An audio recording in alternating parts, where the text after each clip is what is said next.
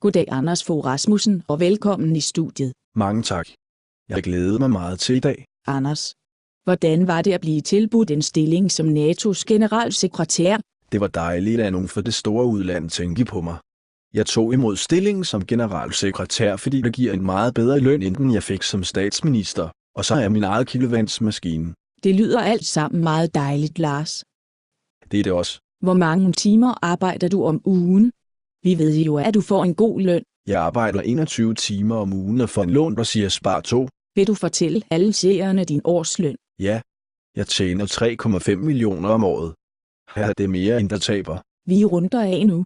Tak fordi I kiggede med. Og tak fordi du medvirkede, Anders.